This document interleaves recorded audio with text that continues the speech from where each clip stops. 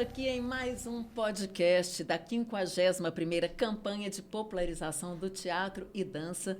E hoje estamos aqui com super dois convidados, Bárbara Botega, secretária de Estado de Cultura e Turismo, e Cássio Pinheiro, presidente em exercício do Simparque. Olha só isso, hein, gente?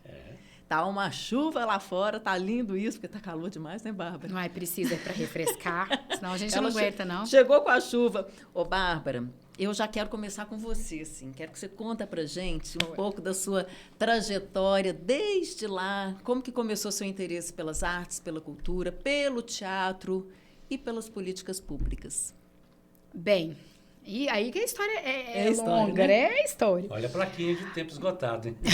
Esconde aí. Então eu vou ficar falando só disso, eu vou ficar lembrando aqui da minha mãe me levando no teatro. Já tô curiosa, cara. Mas obviamente que começa assim mesmo, né? A gente começa em casa, e eu acho que eu já conversei um pouquinho, já tive a oportunidade de falar o tanto que eu acho importante esses espetáculos infantis, porque é assim que a gente forma público, é assim que a gente desperta desejo de ser o artista, mas também de consumir a arte. Então, obviamente que isso começou desde sempre. Então, desde que eu me conheço por gente, minha mãe levava ao teatro sempre que podia. E na campanha de popularização do teatro era a alternativa possível. Quando eu falo possível, é financeira mesmo, uma situação financeira delicada para a gente vivenciar mais aquilo. Minha mãe, ela tinha tipo facção de costura para uniforme escolar. Então, você imagina que em janeiro era impossível de viajar. Então, o que a gente tinha mesmo era campanha. O que eu tinha de férias era campanha de popularização do teatro, desde piquititica. Então, acho que já começa por aí o meu amor, o meu agradecimento por tudo isso que a gente está vivendo aqui agora, quando a gente está pensando num evento que está aí na sua 51ª edição. E aí, isso foi passando um pouquinho o tempo. Eu fui ficando uma menina um pouco mais tímida, e quando eu tinha lá pelos meus 12 anos, acho que foi um fator bem disruptivo assim, para a minha vida. Eu fui fazer um curso de teatro para ver se eu me soltava um pouquinho mais. Acho que deu tão certo que agora eu tô soltinha. Cássio tá falando que meus vídeos eu tô toda animada. E eu fui fazer um curso de teatro no Festival de Inverno de Ouro Preto. Enfim, aí daí a gente vai crescendo, aí vai consumindo outros tipos de cultura, de arte, mas sempre muito próximo disso. Fui para a faculdade, fui para um caminho bem afastado disso, para falar bem verdade, assim, fiquei muito como telespectadora, como consumidora mesmo de várias artes, o teatro especificamente um deles que eu mantive e sempre mantive com uma regularidade bem forte, assim, uma coisa que eu gosto muito de ver, de sentir, de chorar, de rir junto. E aí... aí depois a vida foi me levando para a questão da parte das políticas públicas mesmo, e naturalmente isso foi caminhando aí até que eu me encontrasse, passei pela comunicação e me encontrasse agora na Secretaria de Cultura e Turismo, podendo fomentar, incentivar, ajudar e continuar participando como consumidora e amante mesmo do teatro, valorizando as artes como um todo e podendo, inclusive, incentivar os meus filhos para que vão pelo mesmo caminho.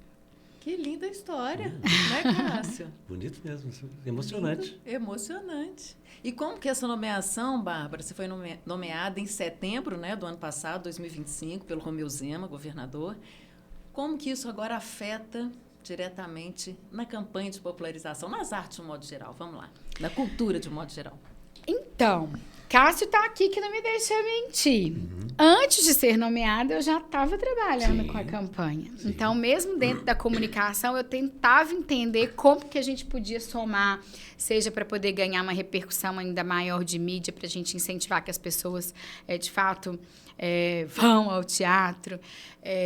Então, o fato de ter sido empossada, nomeada como secretária de Cultura e Turismo, ele soma a um esforço que ele já existia em termos de política pública, que eu fazia muito em conjunto com meu querido amigo, amado Leônidas. Então, eu fazia de um canto de cá, ele executava de uma outra maneira, a gente sempre em uma sintonia bastante fina e entendendo a importância que tem essa campanha para vários aspectos. Vários aspectos. A gente pode falar de memória afetiva, a gente pode falar para o próprio artista, o tanto que isso é importante para a formação de público, para a movimentação da economia.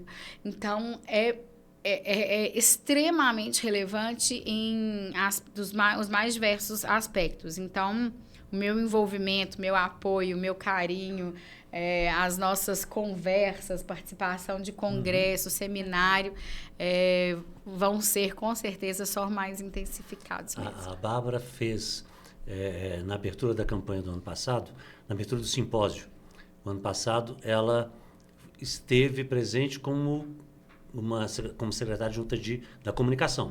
Né? Ela ainda não era secretária de Cultura. Ela fez um discurso em nome do governo Zema, que para nós é uma coisa que a gente queria ouvir há muito tempo, esses vários anos que a gente está nessa luta. Ela falou que a cultura, que a campanha de popularização é patrimônio imaterial de Minas Gerais. Verdade. Então, isso assim, vindo de uma pessoa que não é da cultura, sabe, a gente começou a perceber o seguinte: ela é da cultura. Eu sou da cultura. E 2 semanas depois ela foi nomeada secretária de Cultura. Né? Ô, Cássio, você só não sabia lá de trás, né? Só não sabia lá de trás. Da história, dessa trajetória que ela está contando pra gente, né? Tá apreciadora da cultura. Na verdade, você foi influenciada pelas artes desde pequenininha, né? Pelo jeito. Eu tenho dó de quem não foi, Eu também. que não teve a oportunidade. Porque, assim, não tem coisa mais bonita, mais importante na vida que tem um poder de transformar, que tem poder de inspirar. Então, assim, acho que fui muito bem forjada aí dentro desse cenário e que tem meu amor, minha paixão, tem todo o meu lado de coração, mas que hoje eu também consigo, através da razão, com dado, com fato, com estudo, com estratégia, de como que a gente pode valorizar, fomentar, melhorar o ambiente, fazer com que as pessoas percebam isso de uma forma talvez não tão romantizada, porque esse meu lado pragmático é bem forte também. E necessário, né? Como que a gente transforma essa paixão, esse amor pela arte, do artista, como é que a gente valoriza o artista, como é que a gente faz as pessoas perceberem o tanto que isso é importante para a vida delas. Porque a gente, às vezes, demora. Eu demorei um pouquinho para poder entender esse impacto. Talvez eu falando tanto sobre o assunto que vai despertando essas memórias, a gente vai fazendo esse olhar para trás. Tem uma coisa assim que você falou aí que fica muito clara, que é o seguinte: na sua infância, sua adolescência, sua juventude, você trabalhou as sensibilidades ligadas à cultura, ao artístico. Né? Depois ela foi para o lado técnico. A primeira reunião que eu tive com a Bárbara na Secretaria de Comunicação, ela foi uma técnica pragmática. Depois a gente está vendo uma Bárbara que ela alia essa sensibilidade que ela construiu ao longo da vida com o pragmatismo da técnica. Perfeito, sabe? De uma pessoa que é técnica dentro do serviço público. Sabe? Então, quando ela fala assim, estratégia, planejamento estratégico, isso é o pensamento técnico. Sabe? E que é muito necessário, principalmente para mim, que estou como dirigente do sindicato dos produtores, pensar estrategicamente numa forma de ter um segmento que vá crescer economicamente. Né? Eu tenho que pensar em emprego, renda o tempo inteiro. Sabe? Por quê? Porque é o nosso trabalho profissional. Sabe? Nós temos a nossa sensibilidade, mas nós temos que olhar pragmaticamente para o nosso trabalho profissional. Que o amador não tem essa preocupação. Dr. Geirazo, que além de médico neurocirurgião brilhante, ele falou assim, podcast, que para ele ficou muito mais fácil ser profissional de teatro do que quando ele era amador. Eu falei, como? Ele falou, primeira coisa é que quando você é profissional você tem que cumprir regras de horário, de entrega que o amador não tem. Aí um dia você está com o texto decorado, o outro não está. E no profissionalismo você tem que ter tudo isso muito bem alinhado, né? Então, assim, esse pragmatismo que ela coloca está sendo somado a essa sensibilidade que ela está falando que ela teve na juventude. Isso fica claro nas falas dela como secretária, tanto de turismo quanto de cultura. Você sabe que a gente tem que entender e como que a gente alia essas duas coisas mesmo. Todo mundo fala, e é verdade, talvez nessa própria conversa aqui vocês vão sentir um pouquinho isso. Eu mudo de um tom de voz para o outro. Na hora que eu tô falando alguma coisa que ela realmente exige ali aquele compromisso do rigor do planejamento, do estratégico, o meu tom de voz ele muda assim instantaneamente. Acho que eu tive um exercício bastante robusto nesse sentido e eu consigo virar um pouco essas chavinhas. Mas olha como é que é importante a gente pensar e preparar o próprio artista da fala, do conceito, em como que ele se apresenta para as pessoas, para poder quebrar preconceito. Porque a gente vive num mundo que tem preconceito, que tem algumas narrativas que elas ficam tentando dominar o mundo, e quando a gente vai ver, elas estão desencontradas do que acontece de verdade. As pessoas hoje, elas falam assim, não, eu vou ganhar dinheiro com alguma outra coisa, eu vou ganhar na Mega Sena, ou qualquer outra coisa, assim, e falou assim, cansei, eu vou viver da minha arte, lá na praia, como se isso fosse um sonho inatingível, viver da arte não fosse possível, plausível, não fosse honesto, não fosse justo, e como se fosse um cenário, tipo... Fantasioso e talvez não tão bem aceito. Você está vivendo da arte, não é trabalho? É trabalho. E como, hein? Trabalho. É trabalho. E aí a gente tem aí um conceito deturpado. Porque não tem nada melhor e mais importante do que o artista que vive a sua arte. Seja artes cênicas, artes gráficas, visuais, da música. É a arte que ele tem e ele viver daquilo é mérito, tem que ser valorizado, a gente tem que entender como é que é. Então, a gente também tem que parar um pouquinho de deixar isso no polo do romântico para poder partir para a ação de como que a gente vai fazer para trabalhar e para fazer que essa... Bárbara, todo mundo acha que quem é artista tem uma vida mansa, tranquila, sabe? Não, acordo tarde, vou lá. Não! O artista, ele trabalha 8, 12, 14 horas por dia a arte dele. Se o ator não estiver preparado fisicamente, ele não tem a fala, a voz preparada para estar em cena. Quem vê, assiste o final, né? De todo um preparo. Então, como é que você diminui o trabalho dessa pessoa? Não é justo, não é correto. Aí eu vou viver da minha arte. Não, gente. Viver da arte. As pessoas têm que ter condições de viver da sua arte, do seu talento, da sua competência. É meritório, é importante, é digno. E como é que a gente faz isso? Com política pública assertiva, com um entendimento de que não é de discurso vazio que as coisas elas se desenvolvem. A gente precisa de ação efetiva. Eu ia falar disso agora, Bárbara.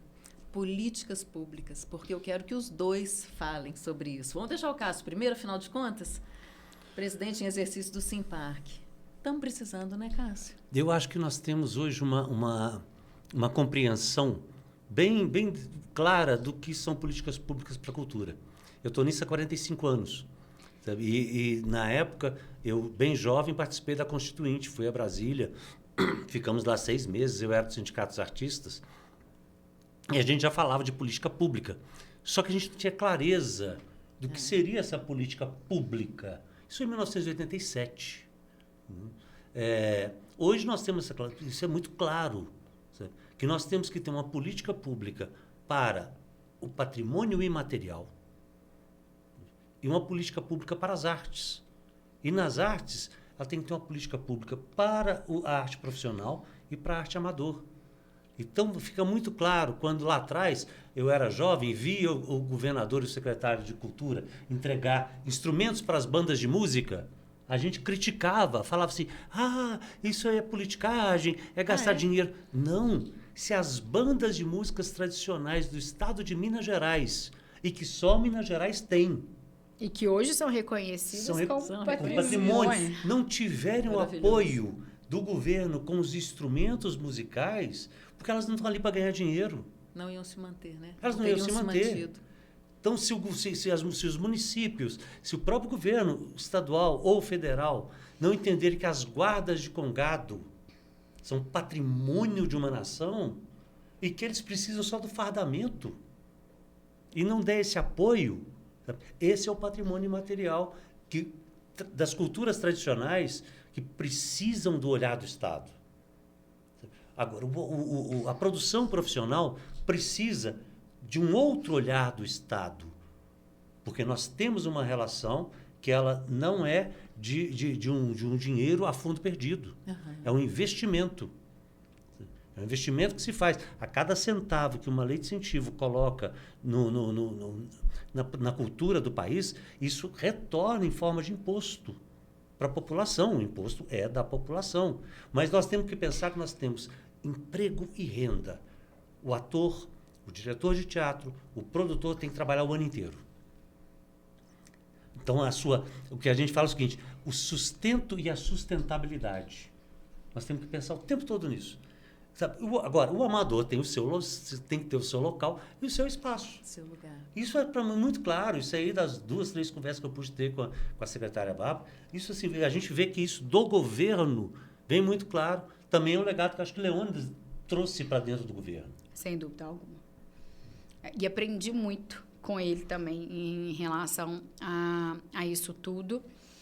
E aí a gente entende os mecanismos que a gente tem e, obviamente, a gente tem as leis de incentivo, que são muito importantes e que eu acho que tem também, a gente tem que ter um cuidado com a aplicação dessas leis, Sim. porque, de fato, a gente tem que entender que a gente tem que fomentar mais quem está na base do que quem está no topo. Claro. Então, esse olhar para o fomento em si, ele e para o desenvolvimento inicial desses projetos, ele é muito importante. Para quê? Para dar um impulso. Depois que você dá um impulso, você tem que ir nadando sozinho. Porque quando a gente fala de viver dignamente da arte também, tem que ter um pouco de acabar com essa história em algum momento, não é o momento ainda, tá? Para deixar bem claro, de virar e falar assim, não, eu vou encher o teatro. A gente já formou um público, ele é tão capaz, assim, né? Ele se interessa pela arte de uma maneira que você não precisa passar pires. A gente vai chegar nesse lugar. Tem que chegar nesse lugar de ficar numa relação de dependência. Então, assim, quais são as políticas públicas que a gente pode trabalhar internamente para que, de fato, os artistas tenham e alcancem esse espaço em algum determinado ponto e lugar? Como é que a gente consegue trabalhar isso em conjunto? Quando a gente fala de congado, quando a gente fala de banda desse patrimônio material que de fato não visa lucro, para mim é mais claro ainda que a gente tem que abraçar, e aí a gente faz os nossos editais dentro da Secretaria de Cultura e Turismo visando exatamente essa cultura tradicional, mas também a gente tem que ter um olhar estratégico para que os profissionais tenham os mecanismos para viverem bem, tranquilamente, dignamente, seja através das leis de incentivo. Eu falo muito que, assim, no conceito mais raso que a gente pode pensar, aquele mais liberal que se coloque, assim como eu me coloco, não extremo, mas o imposto, ele volta como uma possibilidade de aplicação de uma empresa privada de entender que aquilo ali é uma forma boa de utilização do recurso público que ela teria que fazer o desembolso. Então, é uma opção dela de investir em determinados segmentos. Então, por qualquer lado que a gente veja, a gente vê uma liberdade, uma possibilidade de atuação muito importante, muito significativa e que a gente tem que trabalhar. Mas nem só de fomento vive a política pública da cultura. Eu vou te interromper pelo seguinte, você falou uma palavra que a gente tem discutido muito com os produtores, uma palavra, uma expressão, não ter dependência. Sabe? Então, essa é uma diferença que a gente tem que colocar muito grande. A arte profissional não pode construir dependências, sabe, com dinheiro público. Já o patrimônio material, ele depende, sabe? Não tem jeito. O poder público tem que colocar dinheiro nisso mesmo, sabe? Por quê? Porque é a base da nossa estruturação enquanto Estado, enquanto cidadania, enquanto construção de um município, que é o patrimônio material. Agora, os profissionais, nós profissionais, não queremos ter essa dependência com o dinheiro público. Uhum. Nós precisamos do fomento, nós precisamos do investir, precisamos. Sabe? Nós precisamos trazer os jovens. Hoje a campanha de popularização são 198 espetáculos em Belo Horizonte, nós temos 35 produções jovens. Isso, para nós, assim, na hora que nós vimos, falamos assim, que legal, sabe? Legal. Tem que ter essa renovação, sabe? O tempo todo. No momento onde os jovens estão tão para fora, né? Tão para fora, não, mentira, para dentro. Virtuais, né? Na tela. Então, assim, veio grupo de São João del Rei participar da campanha aqui. Olha que legal. Sabe? Veio grupo de Divinópolis e gente jovem, sabe?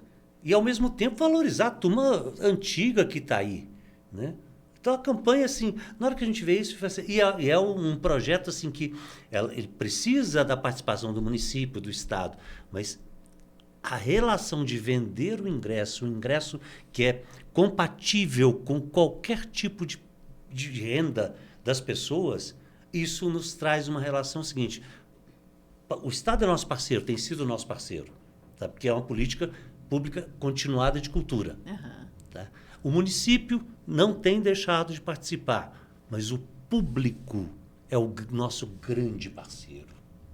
E aí, a gente tem que entender também como é importante a gente trabalhar de maneira estratégica. A gente já teve a oportunidade de conversar um pouco sobre isso.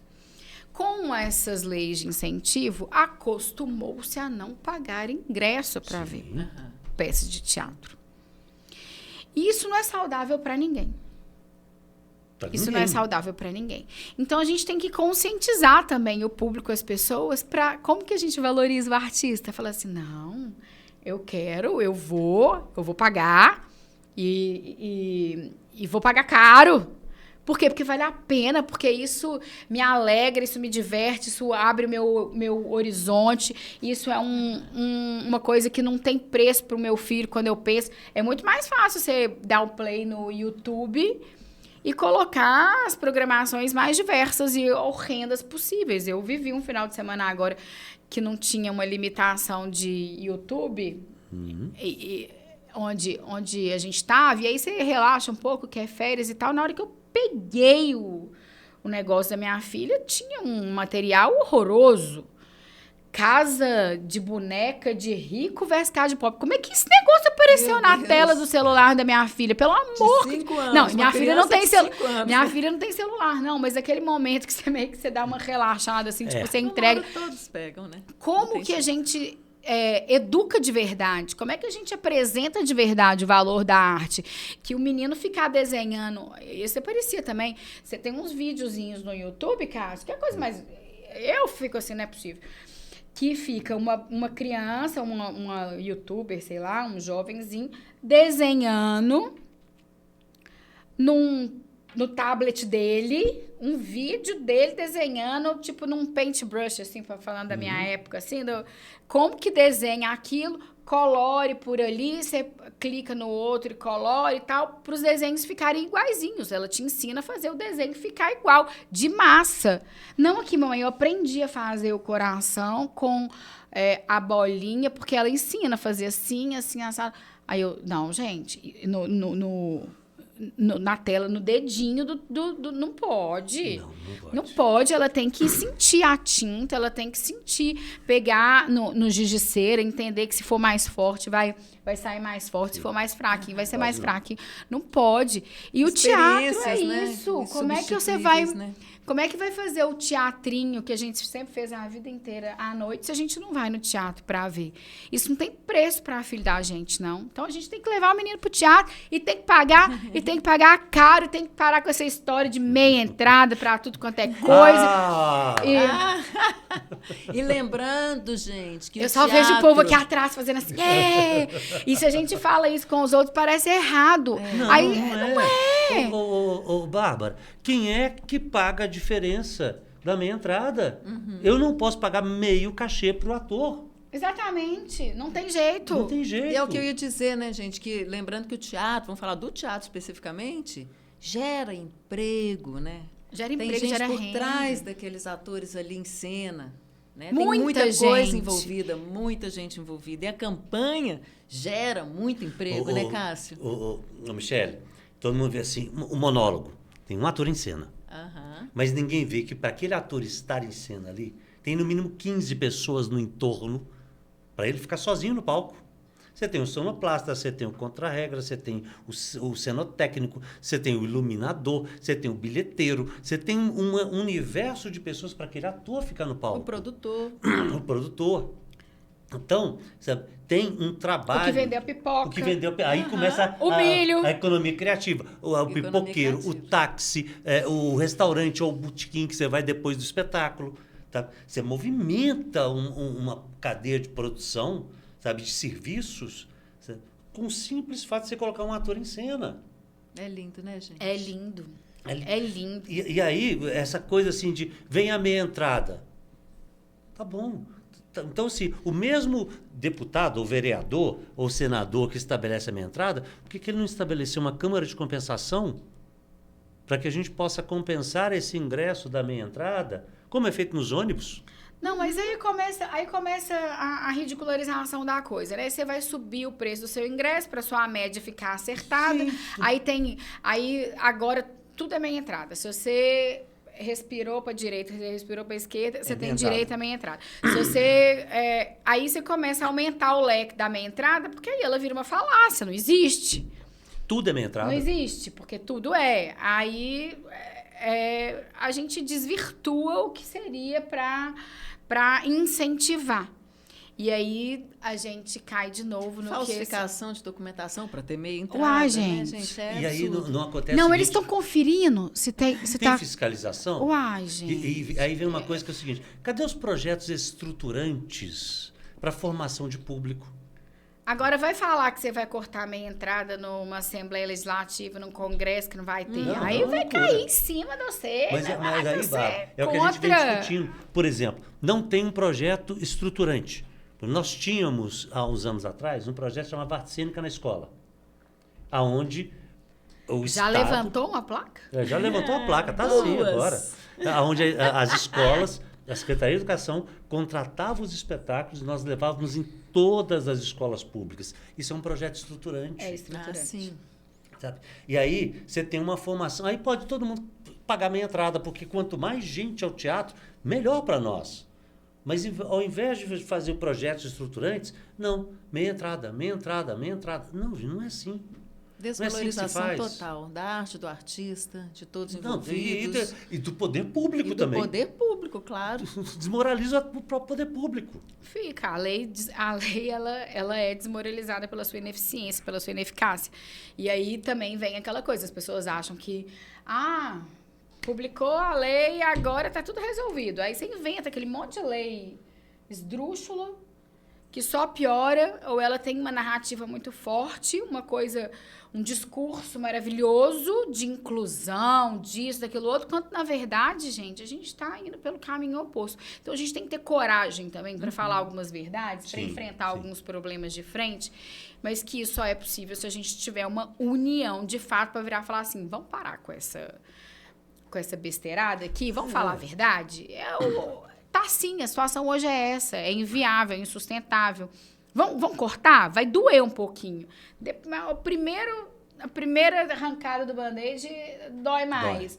Mas se você tiver coragem para poder resolver o que precisa resolver de verdade, você enfrenta dali, deu uma sopradinha e diálogo, né, e Bárbara? passou. e diálogo, né? Conversar. Sabe? Nós temos que cada vez mais conversar, sabe? Dialogar, sabe? Conversar, ouvir o outro e falar assim, então vamos chegar aqui, vamos avançar nisso aqui, sabe? Não, isso aqui é junto. Isso aqui deixa aqui, daqui a pouco a gente avança nisso. Mas vamos avançar nisso? Sabe? Nós estamos precisando disso. É o momento que o país está precisando disso. Sabe? E a cultura quer dar esse exemplo. Sabe? Vamos conversar, vamos dialogar. Tem que dar o exemplo, Tem que dar o exemplo. Formadora, né? Formador de tudo. Ô, Bárbara, nós tivemos aqui várias conversas assim com atores que estão em cena nesse momento da campanha, ou que estiveram ano passado, enfim, mas que recebem do público, no final do espetáculo, tantos depoimentos do tipo, nossa, o seu espetáculo foi hoje para mim, a gente ouviu isso aqui, Cássia, foi hoje para mim o início do meu tratamento. Uma pessoa que está com uma doença bem ruim, e que foi para o espetáculo arrastada, mas depois de assistir aquele espetáculo, já estou começando meu tratamento aqui, eu vou me curar. Então, a arte tem isso, né? Tem. Ela... É inspiração. É a questão de enxergar saúde mental, no outro, né, também. Saúde mental. Quando eu falo que atinge a gente em vários níveis mais diversos, é exatamente por isso. A gente precisa... É o respiro... às vezes enxergar a dor, se ver na dor do outro num espetáculo em cena, é conhecer da história, quantos e quantos clássicos também que não são contados, e que traduzem épocas de uma maneira tão interessante, tão vibrante, lúdica. Então, desde os infantis até os espetáculos. Nós vamos ter que finalizar, gente. As plaquinhas não pararam de levantar, né? Não parou de levantar as plaquinhas. Estou vendo que se deixar aqui, nós dois vamos até amanhã conversando. Nós três. É isso, gente. Muito obrigada, Bárbara. Eu que agradeço. Cássio, maravilhoso. Gente, campanha. Vamos à campanha, vamos prestigiar olha, 51 anos. 51ª campanha de popularização, teatro e dança, que vai do dia 8 de janeiro a 8 de fevereiro, porque a vida acontece ao vivo. Pronto, falei? É isso. Ingressos, então, nos postos do Pátio Savassi, Shopping Cidade, Shopping Monte Carmo, em Betim, e também no valteatromg.com.br. Pronto, estamos esperando.